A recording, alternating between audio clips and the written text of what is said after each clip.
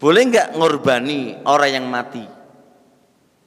Ini kurban untuk bapak saya yang telah meninggal, ini kurban untuk ibu saya yang telah meninggal, ini kurban paman saya yang telah meninggal. Boleh apa enggak?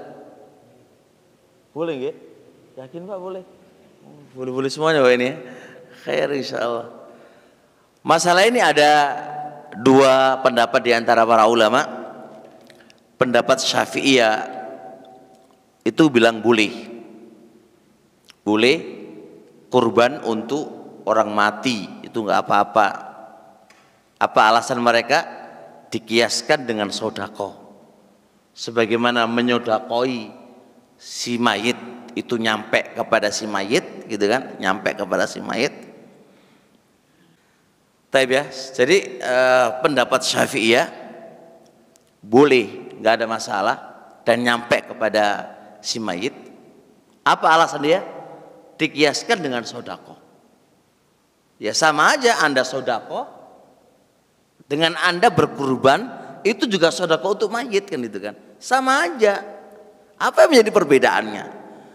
Antum bilang sodako nyampe kepada si mayit, ya sama aja kurban itu juga nyampe. Bedanya apa? Antum ngasih uang ke masjid, Pak ini uang Pak untuk ibu saya yang telah meninggal, tolong dipakai untuk yang benar Pak ya, kan nyampe. Dengan Anda ngasih uang, dengan Anda ngasih ke panitia ini kambing untuk apa? Ibu saya yang mati, bapak saya yang mati, sembelikan ya, kan selesai. Berarti kan nyampe juga ke mayit. Bedanya apa kan begitu? Jelas ya? Pendapat kedua nggak nyampe, nggak boleh. Dan ini yang dikuatkan oleh Syekh Ibnu Utsaimin, dikuatkan oleh Ibnu Taimiyah rahmatullah alaih, dikuatkan oleh Ibnu Qayyim, dan ulama-ulama Ahlussunnah sekarang ini, mereka dari ulama-ulama kita tidak mengatakan tidak nyampe dan gak diperbolehkan. Apa alasan mereka? Alasan mereka adalah asal ibadah itu tauqifi. Asal urusan ibadah itu butuh dalil. Apakah Nabi dan para sahabatnya ada satu riwayat yang Nabi dan para sahabatnya ini untuk bapak saya, ini ibu saya, nggak ada riwayatnya. Padahal siapa yang lebih semangat untuk berbakti sama kedua orang tua? Berbuat baik mereka. Kalau andai kata kaidah kias dikiaskan dengan sodako, dengan kias kaidah sodako itu bisa masuk di akal, dan andai kata itu benar, tentu lebih dulu siapa yang mempraktekannya? Mereka dong yang lebih dulu mempraktekkan kaidah tadi dan dalil-dalil tadi. Maka ketika mereka tidak melakukannya, maka berarti pendalilan itu tidak pas. Makanya di usul fikih ada yang namanya sunnah tarkiyah, sunnah yang ditinggalkan oleh Nabi. Nabi nggak pernah melakukannya, padahal tuntutannya itu ada. Nabi dan para sahabatnya itu tidak melakukannya, padahal tuntutannya itu ada. Tapi kenapa mereka nggak melakukannya? Berarti bukti itu nggak pas untuk kita lakukan.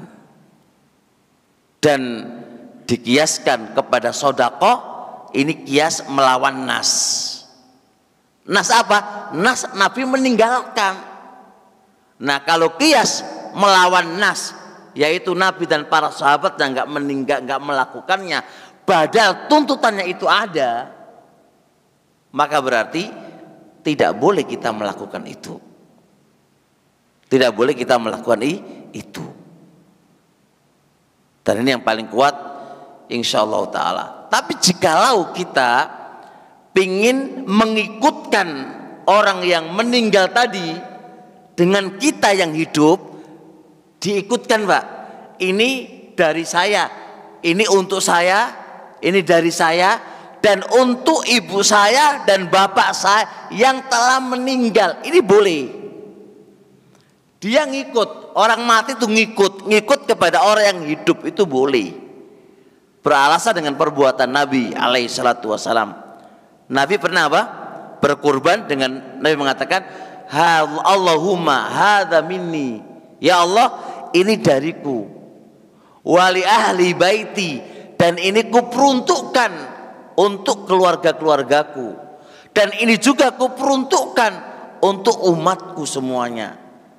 Berarti keluarganya Nabi ada yang meninggal? Ada. Umatnya ada yang meninggal enggak? Ada. Maka ini menunjukkan bahwasanya manakala orang yang mati itu diikutkan oleh orang yang hidup, maka itu boleh.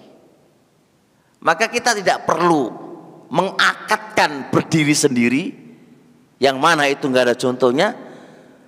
Sedangkan itu ada solusi untuk tetap berbuat baik kepada orang tua kita.